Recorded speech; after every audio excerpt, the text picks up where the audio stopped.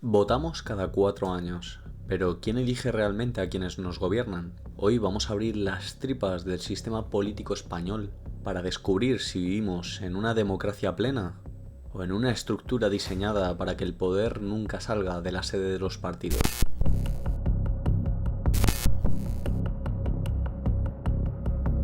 España se presenta ante el mundo, según los índices internacionales de mayor prestigio como el Democracy Index de The Economist, como una democracia plena. Ocupamos puestos envidiables en libertades civiles, derechos fundamentales y procesos electorales transparentes. Sin embargo, si caminamos por cualquier ciudad española y pulsamos el botón de la opinión pública, la sensación es de una desconexión total. Existe una brecha abismal entre lo que dicen las tablas de Excel en una oficina en Bruselas y lo que siente el ciudadano, que ve cómo las instituciones parecen haberse convertido en un ecosistema cerrado, ajeno a sus problemas. ¿Cómo es posible que un sistema sea tan impecable en sus formas y al mismo tiempo genere tal sensación de asfixia y desafección? Esta es la paradoja española, un sistema que cumple con todos los checks formales de una democracia, pero que en su funcionamiento orgánico interno parece haber mutado en algo distinto. La respuesta no es sencilla, porque nos obliga a cuestionar no solo a las personas que ocupan los cargos, sino a la arquitectura misma del Estado. No estamos aquí para repetir consignas vacías, sino para realizar una autopsia política a un sistema que se diseñó hace 50 años para una sociedad que ya no existe. El sistema del 78 está bajo microscopio. ¿Es una estructura sólida que simplemente necesita mantenimiento? ¿O estamos ante una jaula de oro diseñada para que la alternancia del poder sea solo un cambio de siglas y no un cambio de políticas reales? Para responder a esto debemos mirar más allá de la superficie mediática y entender realmente los mecanismos de control que operan en la sombra. Analizaremos por qué el ciudadano se siente un mero espectador en una obra de teatro cuyos guionistas están encerrados en las sedes de los grandes partidos de la madrileña calle Génova o Ferraz. Para entender por qué España funciona como funciona hay que viajar a 1975. Tras la muerte de Francisco Franco y 4 décadas de dictadura, el país se encontraba en un punto de no retorno. Los llamados padres de la Constitución, figuras tan dispares como Fraga, Carrillo o Herrero de Miñón, tenían una obsesión legítima y compartida: evitar a toda costa otra guerra civil. En aquel momento la libertad era un objetivo deseado, pero la paz y la estabilidad eran prioridades absolutas. La Constitución del 78 no se adoptó desde la audacia revolucionaria, sino desde el miedo y la cautela extrema. Se buscó el consenso, un término que hoy se evoca con nostalgia académica, pero que en la práctica significó que todas las fuerzas políticas cedieran en principios que consideraban sagrados para crear un marco en que todos pudieran caber, aunque fuera apretados. La derecha aceptó el juego democrático y el fin del centralismo rancio. La izquierda, por su parte, aceptó la monarquía y la economía de mercado. Sin embargo, para asegurar que este equilibrio no saltara por los aires, en manos de una población que no tenía experiencia democrática previa desde el 1936, se decidió que la participación política debería estar extremadamente tutelada. Aquí nació lo que los politólogos denominan el estado de partidos. El artículo 6 de la Constitución es el corazón de este diseño. Define a los partidos como el instrumento fundamental para la participación política, pero lo que en el 78 fue un cortafuegos contra el caos y los extremismos, con el paso de las décadas se ha convertido en un monopolio absoluto. Los partidos pasaron de ser vehículos que conectaban a la sociedad con el Estado a ser el Estado mismo. Se convirtieron en agencias de colocación, en estructuras burocráticas con intereses propios que a menudo chocan con el interés general. La estabilidad se consiguió, pero el precio fue muy alto: delegar toda la soberanía real en la cúpula de los partidos.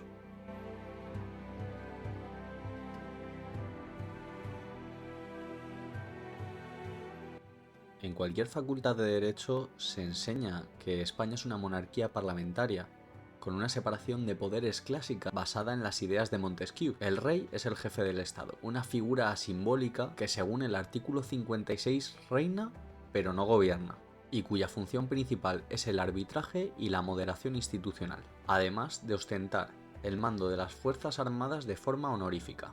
El poder real se divide teóricamente en 3 brazos autónomos: el legislativo, el ejecutivo y el judicial. El poder legislativo reside en las Cortes Generales, el Congreso de los Diputados y el Senado. Su misión es representar al pueblo, elaborar leyes y controlar al gobierno. El poder ejecutivo, encabezado por el presidente tras recibir la confianza del Congreso, dirige la política interior, exterior y la administración. Por último, el Poder Judicial debe ser el guardián dependiente de la legalidad, compuesto por jueces que solo deben obediencia a la ley. Este es el esquema que aparece en los libros de texto, un sistema de pesos y contrapesos donde nadie puede acumular poder absoluto sin ser fiscalizado por el otro. Sin embargo, la realidad política ha creado una simbiosis que desdibuja estas fronteras. El sistema parlamentario español no es un sistema de separación de poderes estricto, sino un sistema de colaboración de poderes que ha derivado en subordinación, dado que el Ejecutivo emana del Legislativo y el líder del partido en el gobierno suele ser quien controla la mayoría parlamentaria con mano de hierro. El control parlamentario se vuelve una ficción. El gobierno no rinde cuentas ante el Congreso. El gobierno manda sobre su mayoría en el Congreso, para que ésta bloquee cualquier intento de control por parte de la oposición.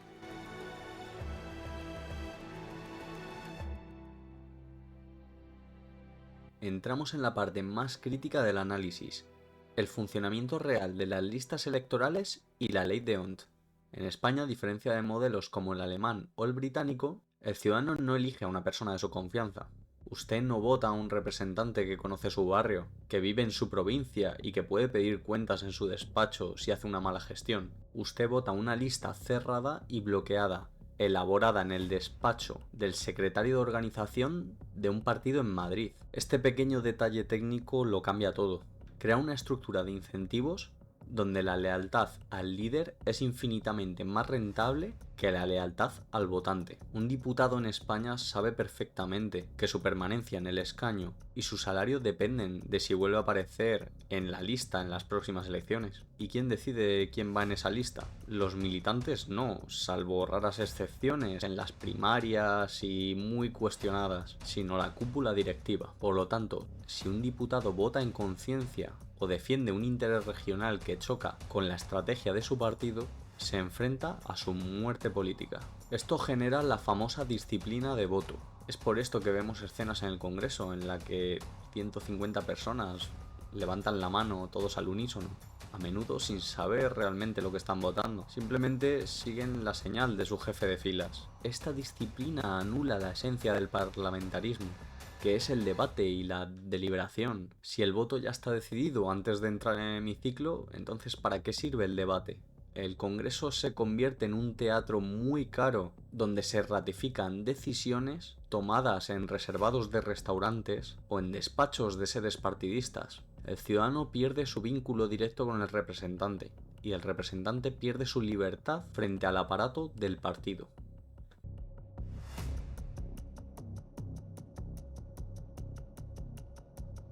Si el control del Parlamento ya es preocupante, la politización del Poder Judicial es, para muchos juristas, el síntoma definitivo de la degradación del sistema del 78. El Consejo General del Poder Judicial es el órgano que gobierna a los jueces. No juzgan casos directamente, pero deciden quiénes serán los jueces que juzguen los casos más sensibles. Eligen a los magistrados del Tribunal Supremo, de la Audiencia Nacional y de los Tribunales Superiores de Justicia. En la Constitución original y en la Ley Orgánica de 1980, se preveía que los jueces eligieran a los jueces para garantizar que el poder político no metiera la mano en los tribunales. Sin embargo, en 1985 el gobierno de Felipe González cambió la ley para que los 20 vocales del Consejo fueran elegidos por el Congreso y el Senado. Desde entonces hemos asistido a un bochornoso reparto de cromos. Los partidos se sientan a negociar cuotas. Yo pongo a 8 jueces afines a mi ideología y tú pones a otros 8. Esto se conoce coloquialmente como el intercambio de vocales. Esta práctica proyecta una sombra de sospecha sobre cualquier sentencia que afecte a la clase política. Cuando un ciudadano ve que los jueces que deben juzgar un caso de corrupción han sido promocionados por el mismo partido que está siendo juzgado, la confianza en la justicia se evapora. El bloqueo institucional de los últimos años para renovar este órgano no es por falta de acuerdo técnico, sino por una guerra de posiciones en la que cada partido quiere asegurarse de que el árbitro sea de los suyos. En una democracia real, el poder político debe temer a los jueces. En una partitocracia, los jueces temen o sirven a los políticos para proteger su carrera.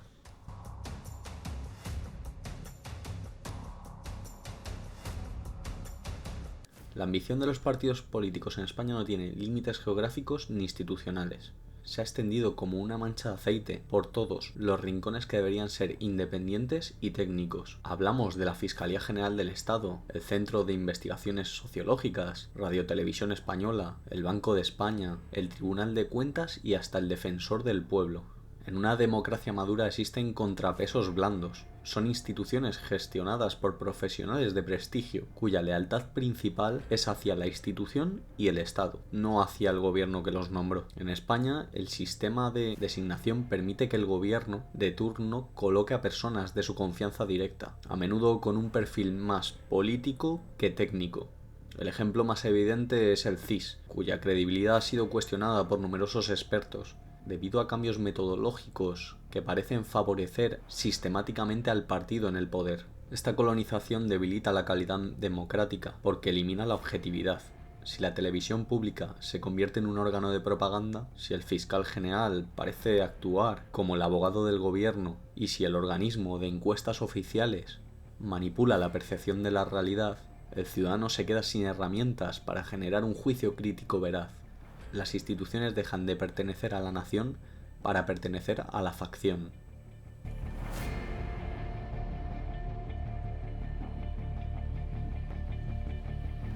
Llegamos al punto más polémico y actual. ¿Estamos viviendo el peor momento del sistema del 78? Muchos analistas coinciden en que la degradación institucional se ha acelerado estos últimos años.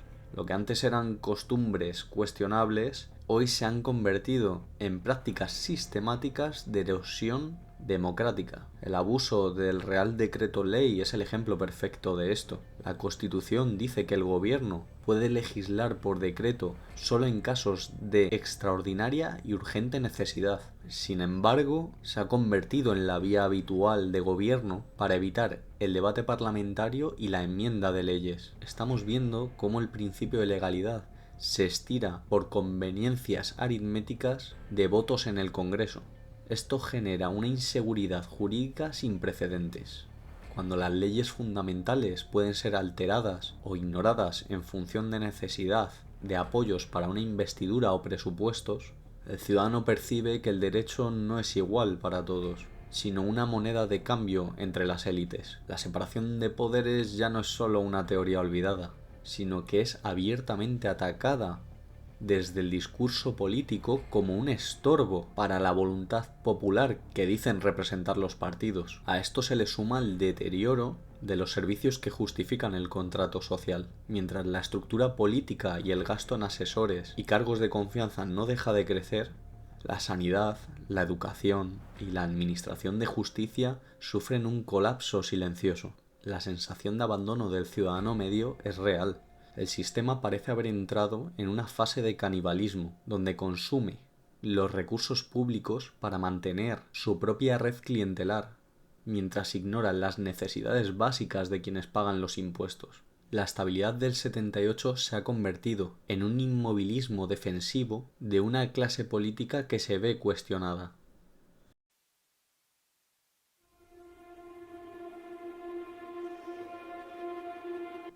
Ante este panorama de agotamiento, surge la gran pregunta: ¿cómo salimos de aquí? En España existen dos grandes corrientes enfrentadas. Por un lado están los reformistas. Sostienen que el marco constitucional sigue siendo válido, pero que necesita una actualización profunda.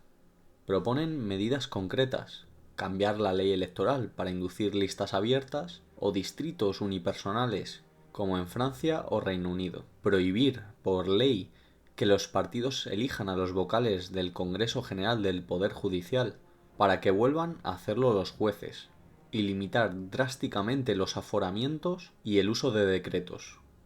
Por otro lado, encontramos la corriente de la ruptura o el nuevo proceso constituyente. Argumentan que el sistema del 78 nació con un pecado original de falta de representatividad y que es imposible reformar un sistema desde dentro cuando los que deben reformarlo son los mismos que se benefician de sus fallos. Proponen una república constitucional con una separación de poderes tajante. Elección directa del presidente del gobierno, que es el poder ejecutivo, por un lado, y elección de los diputados en distritos pequeños por otro, el poder legislativo, asegurando que el ejecutivo no tenga ningún control sobre quién es diputado y viceversa. El gran problema es el bloqueo institucional. Para reformar la Constitución en sus puntos clave se necesitan mayorías cualificadas, que requieren el acuerdo de los dos grandes partidos que han dominado el sistema. Y aquí es donde el círculo se cierra. ¿Es capaz una estructura de autolimitarse y quitarse poder a sí misma para dárselo al ciudadano? La historia de España es una historia de cambios traumáticos, más que de reformas graduales. Y ese es el gran miedo de muchos, que el sistema se rompa por no haber sabido doblarse a tiempo ante las exigencias de regeneración de la sociedad.